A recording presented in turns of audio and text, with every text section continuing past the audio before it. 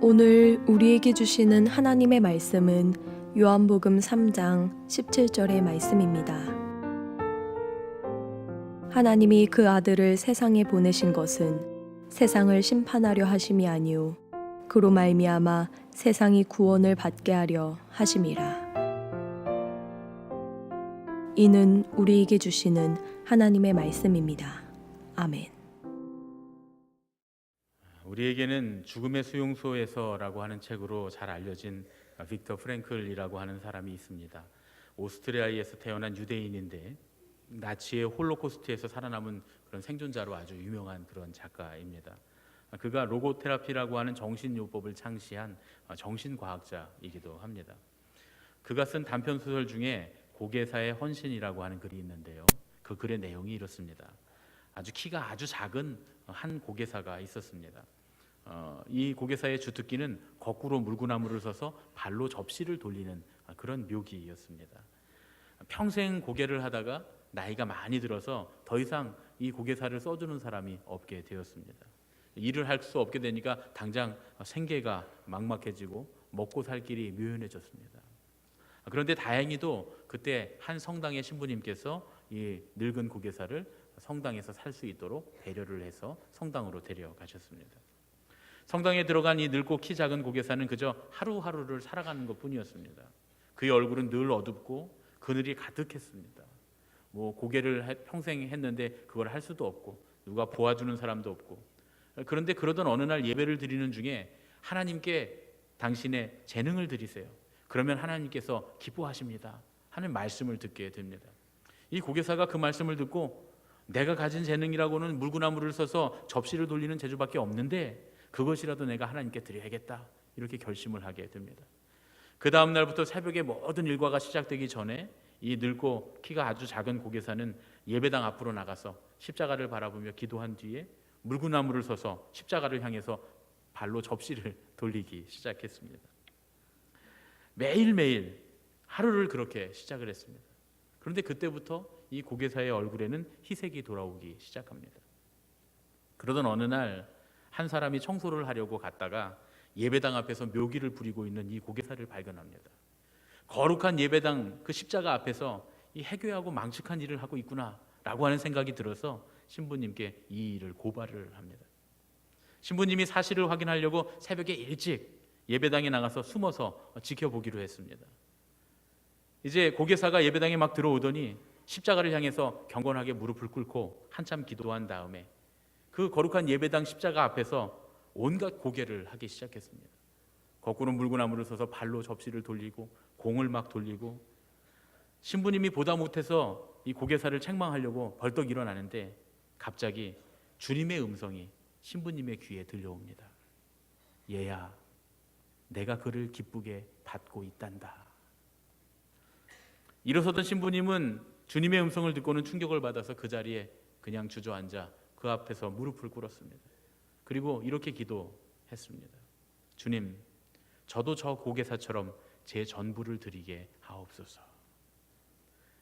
어떤 일은 보이는 그대로가 다인 일이 있는가 하면 많은 경우에 보이는 것의 이면이 더 중요한 일들이 있습니다. 늙고 키 작은 고개사가 예배당에서 홀로 버리는 이 괴상한 묘기 이면에는 하나님께 자신의 전부를 드리는 헌신이 있었다라고 하는 이 이야기는 우리가 우리의 신앙과 우리의 신앙의 판단을 할 때 다시 어떻게 우리가 신앙의 판단을 했는가 돌아보게 해주는 그런 이야기입니다. 우리는 지금 사순절을 지나면서 십자가에 대한 말씀을 함께 나누고 있습니다. 십자가는 철저한 것이라고 했고 십자가를 위해서는 대가가 필요하다고 우리 지난 시간을 통해서 함께 말씀을 나눴습니다. 우리 주님은 우리에게 철저히 십자가를 지고 가기를 요구하시고 십자가의 대가를 치르기를 원하십니다. 십자가 때문에 외로움을 감수하고 십자가로 인해 완전한 헌신을 드리기를 주님은 우리에게 원하십니다. 그런데 우리가 이렇게 십자가를 바라보면 분명 십자가는 징계는 아니라고 했는데, 십자가는 심판이 아니라고 했는데 별로 달라 보이지 않습니다. 마치 십자가가 징계인 것처럼 느껴집니다. 실제로 우리가 체감하기에는 징계와 십자가 사이에 아무런 차이가 없습니다. 징계도 고난이고 십자가도 고난입니다. 그러나 이 십자가의 고난에는 이면이 있습니다. 십자가는 고개사의 헌신처럼 보이는 것보다 이면에 있는 것이 훨씬 더 중요합니다. 지금 오늘 제가 드리는 말씀은 조금 어렵습니다. 그리고 조금 제가 더 잘 설명할 수 있으면 좋은데 저도 최선을 다해서 설명하지만 여러분들이 듣기에 난해하실 수 있습니다. 그런데 중요한 건 오늘 드리는 이 말씀은 십자가의 목적, 우리 신앙의 가장 기본이 되고 근본이 되는 중요한 신학이기 때문에 여러분들이 좀 힘드셔도 좋으실 수도 있고 주무실 수도 있거든요. 그러지 마시고 집중해서 오늘은 좀 들으시면 좋을 것 같습니다. 누가복음 19장에 보면 예수님께서 왕위를 얻으러 간 그 귀인에 관한 비유를 예수님 말씀하세요. 누가복음 19장 12절 말씀입니다. 이르시되 어떤 귀인이 왕위를 받아 가지고 오려고 먼 나라로 갈 때에, 예수님 당시에는 가나안의 분봉왕들이 로마 황제의 인정을 받아서 왕위를 얻게 된 사례들이 대부분이었습니다. 아마도 그랬기 때문에 그런 사례들을 예수님께서 예를 들어서 말씀하시는 것 같습니다. 뭐 헤롯이라든지 헤롯의 아들들이라든지 다 그렇게 왕이 됐거든요. 그 어떤 귀인이 왕위를 받아오려고 아마 황제가 되는 사람에게 먼 나라로 가서 이제 왕위를 받아오려고 떠나면서 종들에게 재산을 맡깁니다. 우리가 잘 알고 있는 문화의 비유, 달란트의 비유와 아주 흡사한 문화의 비유입니다. 그런데 이 종들에게 재산을 맡기고 먼 나라로 가는 것까지는 달란트의 비유와 비슷한데 좀 다른 현상이 하나 생깁니다. 누가복음 19장 14절 말씀입니다. 그런데 그 백성이 그를 미워하여 사자를 뒤로 보내어 이르되 우리는 이 사람이 우리의 왕됨을 원하지 아니하나이다 하였더라. 그런데 그냥 종들에게만 돈을 재산을 맡기고 간 것이 아니라 그리고 멀리 떠났더니 이제 그 백성들이 이 귀인을 미워해서 정치적인 술수를 쓰기 시작했다는 겁니다. 먼 나라의 황제에게 사람을 보내서 이 귀인이 왕이 되는 것을 방해하고 반대합니다. 이것을 귀인이 알게 되었던 것입니다. 그러나 그런 방해와 반대에도 불구하고 결국 이 귀인이 왕이 되어서 그 땅으로 돌아옵니다. 돌아와서 제일 먼저 한 일은 종들에게 맡겼던 것, 너 몇 문화를 남겼느냐 하고 맡겼던 것을 계산해서 그들을 결산을 합니다. 그리고 이어서 맨 마지막에 이렇게 결론이 맺어집니다. 누가복음 19장 27절 말씀입니다. 그리고 내가 왕됨을 원하지 아니하던 저 원수들을 이리로 끌어다가 내 앞에서 죽이라 하였느니라. 백성들을 심판하는 장면이 나옵니다. 이건 엄연한 심판입니다. 그런데 우리가 성경 말씀을 읽다 보면 예수님의 말씀 가운데 이런 심판에 대한 선포가 꽤나 많이 있다는 점입니다. 예수님이 선포하실 때 이런 무서운 심판에 대한 선포들을 많이 하셨습니다. 마태복음 21장과 마가복음 12장에 있는 포도원 주인과 소작인의 농부의 비유만 봐도 이것과 아주 비슷합니다. 포도원을 농부들에게 맡기고 먼 곳으로 떠났던 이 포도원 주인이 그 농부들에게 종들을 보내고 심지어 아들까지 보냈는데 이 농부들이 자기의 종들과 아들을 때리고 죽입니다. 그래서 그가 돌아올 때 그 농부들을 심판하겠다 하는 그런 말씀입니다. 하나님께서 보낸 예언자들과 선지자들을 죽이고 하나님의 말씀을 거역한 사람들에게 하나님께서 찾아오십니다. 그러면 이건 심판일까요? 구원일까요? 만일 우리가 살고 있는 이 땅에 예수님이 오신다면 어떨까요? 우리가 지금 예배하고 있는 이 교회, 이 자리, 우리 옆에 와서 예수님이 앉으시는 겁니다. 우리의 삶의 자리에 예수님이 오신다면 우리는 구원받게 될까요? 아니면 심판받게 될까요? 하나님의 뜻대로 살아가고 있지 못한 우리의 모습을 바라보면 우리는 분명히 심판받게 될 거라고 생각할 수밖에 없습니다. 그런데 예수님께서 이 세상에 오신 이유는 우리를 심판하기 위함이 아니라는 거예요. 오늘 우리가 함께 읽었던 요한복음 3장 17절 한 목소리로 한 번 더 읽겠습니다. 시작. 하나님이 그 아들을 세상에 보내신 것은 세상을 심판하려 하심이 아니요 그로 말미암아 세상이 구원을 받게 하려 하심이라. 하나님이 그 아들을 세상에 보내신 것은 심판이 아니라 구원을 위해서였다라고 예수님 우리에게 말씀하십니다. 하나님이 그 아들을 세상에 보내셨다라고 하는 말씀에서 이 세상이라고 하는 말은 공간적이고 지리적인 의미를 말하는 게 아닙니다. 하나님께서 당신의 아들을 뭐 가까운 데 보내셨다, 멀리 보내셨다, 저 하늘나라에서 이 지구라고 하는 공간에 보내셨다, 이런 말씀이 아닙니다. 물론 예수님은 베들레헴 땅에, 유대 땅에 오신 것은 사실입니다. 그러나 그렇다고 해서 예수님께서 세상에 오셨다는 말이 지리적인 의미를 갖는 건 아닙니다. 이 바로 직전에 있는 구절 요한복음 3장 16절에 하나님이 세상을 이처럼 사랑하셨다라고 말할 때도 하나님이 사랑하신 세상은 지리적이고 공간적인 이 세상을 말하는 게 아닙니다. 물론 하나님은 지리적이고 공간적인 이 세상도 다 창조하신 분이기에 이 공간과 이 지리적인 모든 것들도 하나님 분명히 사랑하실 겁니다. 왜냐하면 하나님 창조주시니까요. 그러나 적어도 오늘 이 말씀에서 우리가 보고 있는 이 말씀에서 말씀하는 이 세상은 인류를 뜻하는 겁니다. 바로 우리 사람들, 우리 인류를 뜻하는 것입니다. 하나님께서는 우리 인간들을 사랑하셔서 인류를 위해, 우리를 위해, 나를 위해 당신의 아들을 보내셨다는 말씀입니다. 그러니까 예수님은 세상에 오셨다, 이 말씀은 예수님은 사람들에게 오셨다, 이렇게 해석해야 맞다, 그런 말씀이죠. 다시 말하면 예수님이 구원하시는 세상이 누구냐? 바로 사람들. 예수님이 구원하신 세상은 인류, 사람들, 우리, 바로 나라는 말씀입니다. 주님께서 나를 구원하시기 위해 이 땅에 오신 줄로 믿습니다. 그런데 예수님께서 이 땅에 오셔서 나를 보시면서, 우리를 보시면서, 야, 너는 IQ가 얼마나 되냐? 너는 어떤 스펙들을 쌓았니? 너 돈을 얼마나 벌었니? 이런 걸 물어보시지 않는다는 겁니다. 예수님은 그런 것에 상관없이 우리 모두 각자의 구원자가 되십니다. 세상의 구원자 되신 예수님은 살아있는 각자의 사람들이 다 우리가 얼마나 소중하고 귀한지를 다 아시는 분이에요. 그래서 우리의 지위나 명예나 계급 이런 데 전혀 관심을 두지 않으십니다. 우리는 그런 데 관심을 두죠. 우리는 그런 걸 중요하게 생각합니다. 우리는 그런 것들로 사람을 평가하지만 예수님은 결코 그런 것에 좌우되지 않으신다는 거예요. 그래서 예수님은 특정한 어떤 사람들을 위해서 오신 분이 아닙니다. 유대인들은 유대인들을 위해서만 메시아가 와야 된다고 생각했지만 예수님은 유대인들을 위해서 오신 분이 아닙니다. 예수님은 신앙이 좋은 몇몇 사람들을 위해서만 오신 그런 분이 아니라는 거예요. 우리 각 사람들, 우리 한 사람 한 사람을 위해서 이 땅에 오셨습니다. 하나님은 우리 각 사람 한 사람 한 사람을 사랑하셔서 당신의 아들을 우리 각 사람에게, 한 사람 한 사람에게, 바로 나에게 보내셨습니다. 그리고 그 아들을 보내실 때 나와 같은 모습으로, 우리와 같은 모습으로, 우리 중에 한 사람의 모습으로 이 땅에 보내셨던 겁니다. 하나님께서 당신의 아들을 사람들에게 보내신 것은 사람들의 구원자가 되게 하시기 위함이었다는 얘기입니다. 예수님은 저에게나 여러분에게나 우리 모두에게 생명과 소망을 주시기 위해 이 땅에 오신 줄로 믿습니다. 아멘.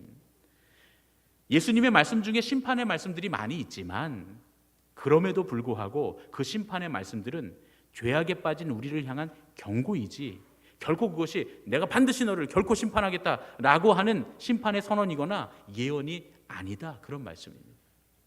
예수님께서는 우리의 죄악을 바라보시면서 경고하시는 분이시지만 예수님께서 우리에게 오신 이유는 심판을 위해서가 아니라 구원을 위해서였다, 그런 말씀입니다.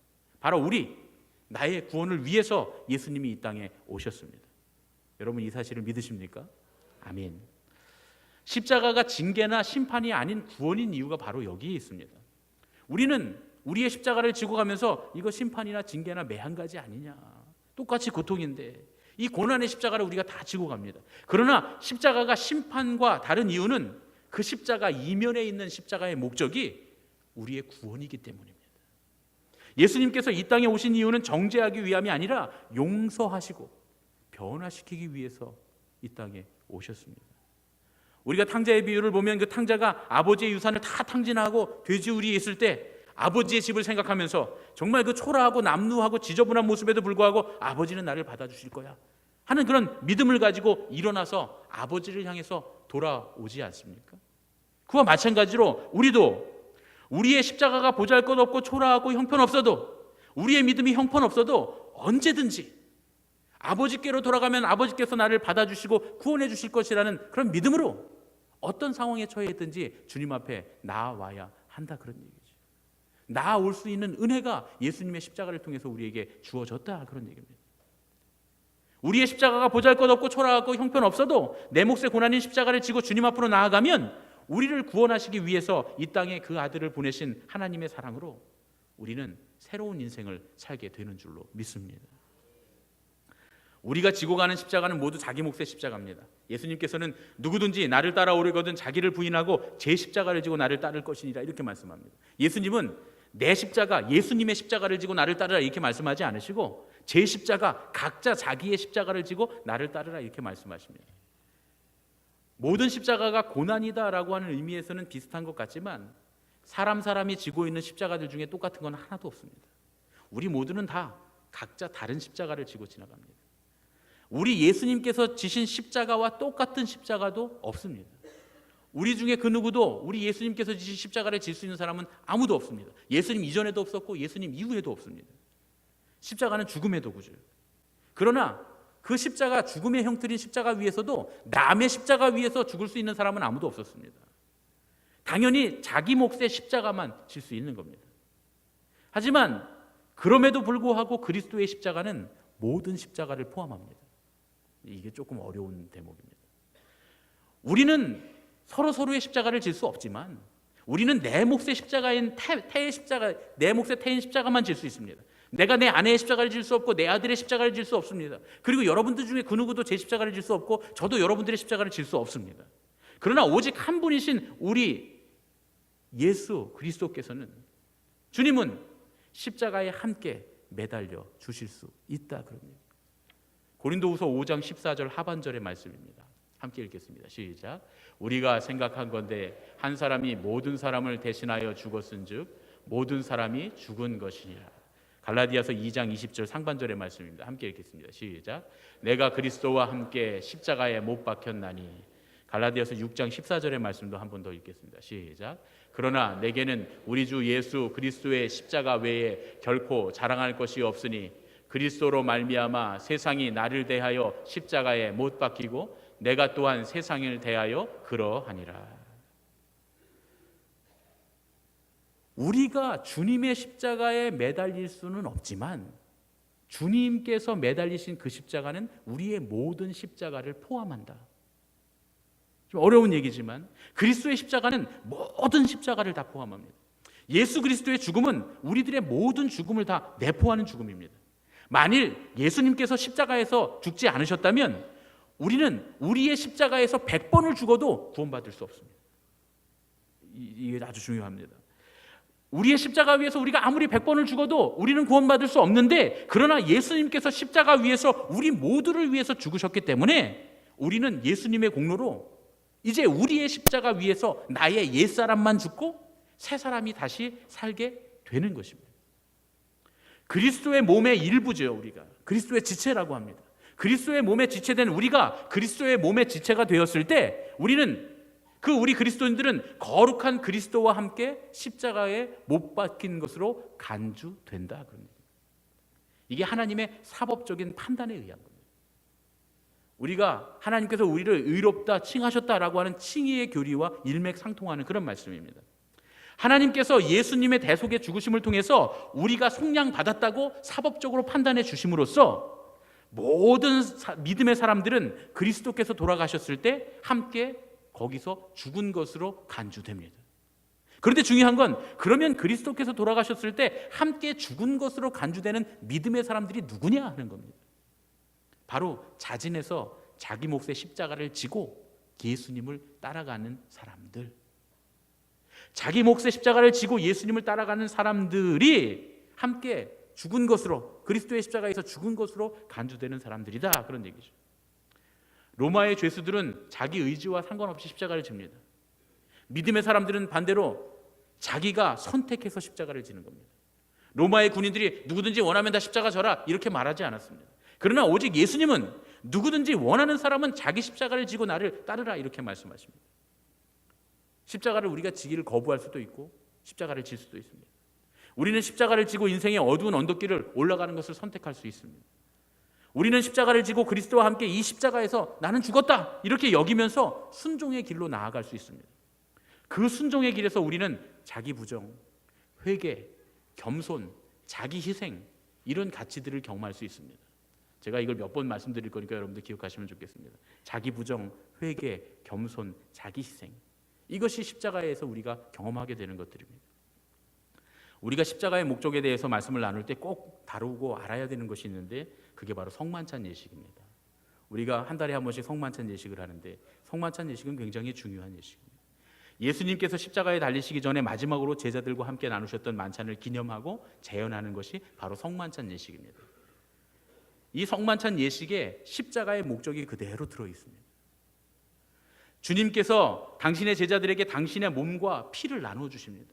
실제로는 무교병과 포도주를 나눠 주셨지만, 그러나 그 무교병과 포도주는 이제 십자가 위에서 우리에게 주실 주님의 몸과 피를 상징하는 것이었습니다.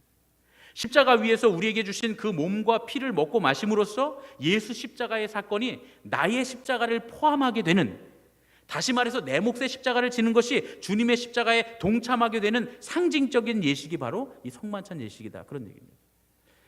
이게 조금만 그 수치가 넘어가면 이게 전혀 다른 의미가 되기 때문에 제가 다시 한번 설명드리면, 우리가 그리스도의 십자가에 동참하게 된다라고 하는 말이 의미적으로는 동참하게 된다라고 하는 말이지만 우리가 그리스도의 십자가에 동참한다는 얘기는 아닙니다. 주님께서 십자가를 지심으로 우리 모든 개인의 십자가를 포함하셨기 때문에 주님께서 우리가 십자가를 지는 것에, 주님의 십자가 지는 것에 동참하도록 하신 거죠. 하나님께서 동참되었다고 인정해 주시는 거지 거기에 우리 공로는 하나도 없습니다.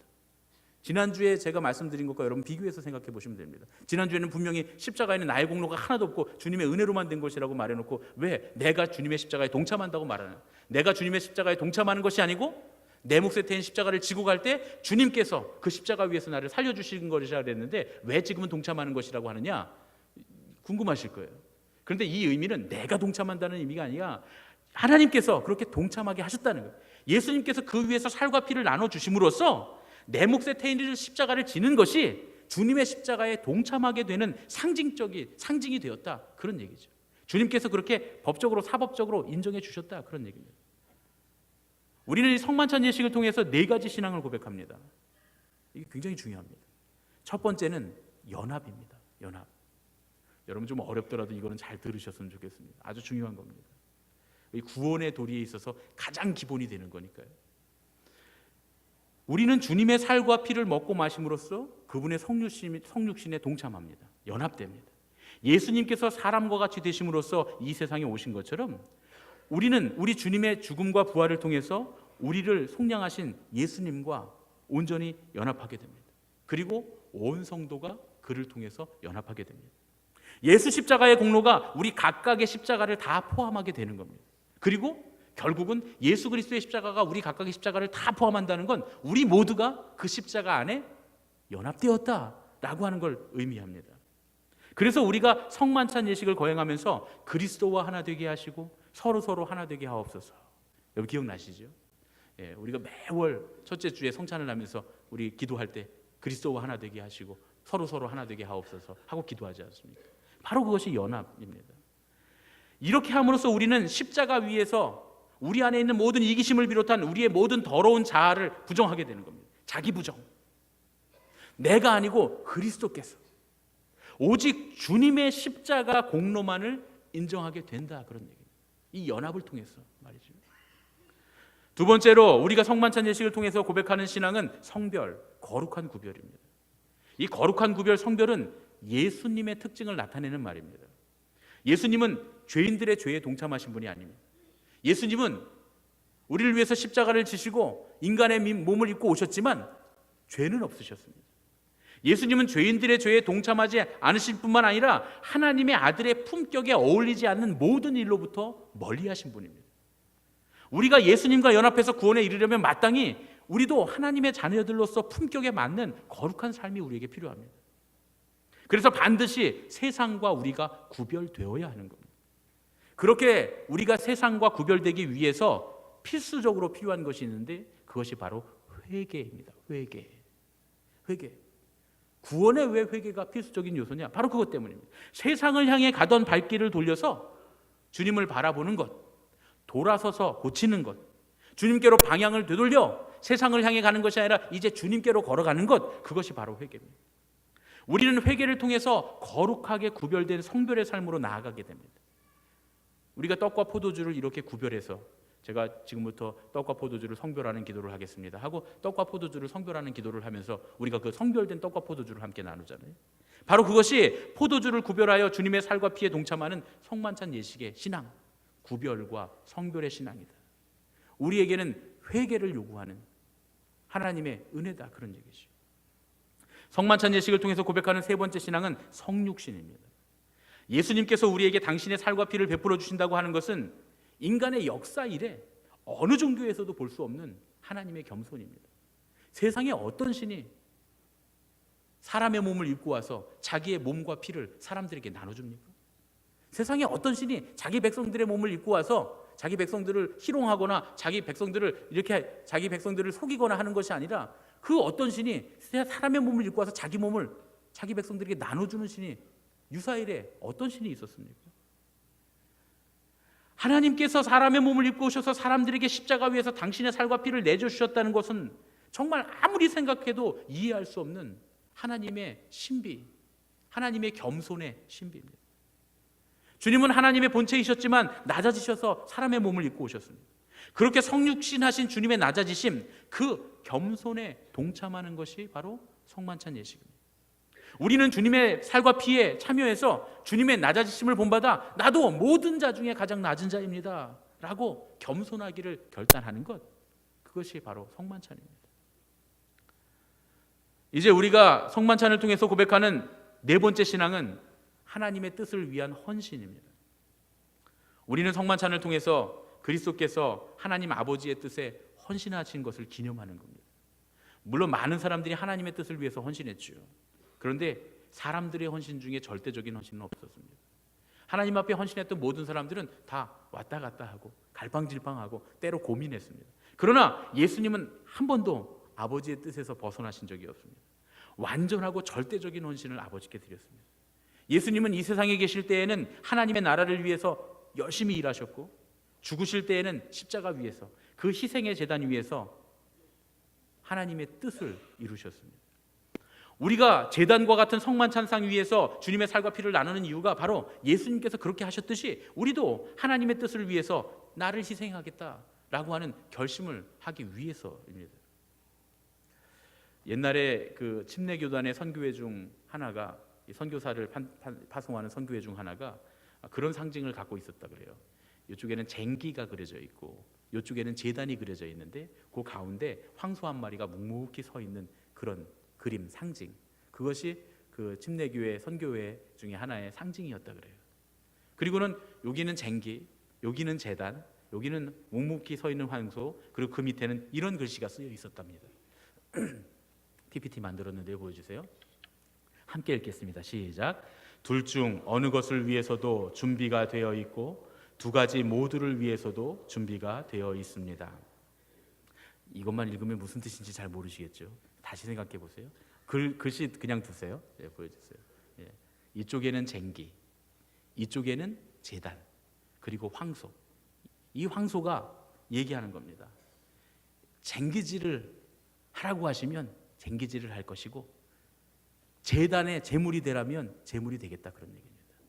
하나님, 내가 선교사로 파송돼서 나가서 죽도록 일만 하다가 돌아온다고 해도 그것만 하겠습니다. 선교사로 나가서 그냥 목숨만 바치라고 해도 저는 목숨을 바치는 희생을 주님 앞에 드릴 것입니다. 그리고 이 둘 중 어느 것을 위해서도 준비가 되어 있고 둘 다를 위해서도, 죽기 살기로 쟁기질하고 열심히 일하다가 마지막에는 죽임을 당하는, 희생을 당한다 할지라도, 제물이 된다 할지라도 그 두 가지를 다 하는 것도 준비되어 있습니다. 둘 중 어느 것을 위해서도 준비되어 있고 두 가지 모두를 위해서도 준비되어 있습니다. 그런 마음의 결단으로 선교지로 선교사들이 나갔다는 거예요. 우리 이 땅에 왔던 선교사들의 모습을 보면 이 의미가 무엇인지 알겠죠. 정말 어떤 분들은 평생 죽도록 일만 하신 분도 계시고, 어떤 분들은 오자마자 돌아가신 분도 계십니다. 어떤 분들은 평생 이 나라를 위해서, 복음을 위해서 헌신하다가 결국에는 희생을 당하신, 순교를 당하신 그런 분들도 있습니다. 쟁기질을 하는 것이 하나님 뜻이면 쟁기질을 할 것이고, 제단에서 죽는 것이 주님의 뜻이라면 기꺼이 제단에서 죽겠고, 쟁기질을 하다가 제단에서 죽는 것이 주님의 뜻이라도 기꺼이 두 가지를 다 하겠다라고 하는 신앙의 고백이다, 그런 얘기죠. 그런데 이건 사실은 예수님의 모습입니다. 예수님께서도 사시는 동안에 황소가 밭을 가는 것처럼 하나님 나라를 열심히 일구셨습니다. 예수님 돌아가실 때는 제단 위에 바쳐지는 황소처럼 희생의 제물이 되셔서 우리를 구원하셨습니다. 선교사들이 선교를 나갈 때 이렇게 선교사로서 헌신을 다짐하고 나갔다, 그런 얘기죠. 이것이 바로 예수님의 헌신, 우리가 성만찬에서 기념하는 바로 그 성만찬의 신앙, 예수님의 헌신, 자기 희생이다, 그런 얘기입니다. 연합, 거룩한 구별, 성육신, 하나님의 뜻을 위한 헌신, 이 네 가지의 성찬의 신앙 고백은 우리에게 십자가의 목적이 무엇인지를 알게 해줍니다. 우리가 내 몫에 태인 십자가를 지는 목적이 바로 자기 부정과 회개와 겸손과 바로 자기 희생이라는 거예요. 이 자기 부정, 회개, 겸손, 자기 희생이 바로 옛사람의 죽음입니다. 자기를 부정하고 회개하고 겸손해지고 자기를 희생을 하면 그것이 바로 옛사람이 죽은 것입니다. 내 몫의 십자가 위에서 내가 물리적으로 죽는 게 아니라 나를 부인하고 잘못된 방향을 돌이키고 나는 모든 사람 중에 낮은 자임을 고백하면서 나를 들여 주님의 일을 이루게 되는 것이 바로 옛사람의 죽음이다, 그런 얘기죠. 이렇게 십자가를 지는 사람이야말로 믿음의 사람이고, 예수님의 십자가를 공로를 힘입어서 십자가 위에서 옛사람이 죽고 새 사람으로 다시 사는 바로 그 믿음의 사람, 하나님께서 사법적으로 인정해 주시는 믿음의 사람이다, 그런 얘기입니다. 하나님은 이런 사람들에게 그리스도와 함께 죽었다라고 하는 사법적인 판단을 내려주십니다. 그렇기 때문에 십자가는 정죄나 심판이 아닙니다. 비록 십자가가 고난이라도, 극심한 고난이라도 십자가는 결국 구원입니다.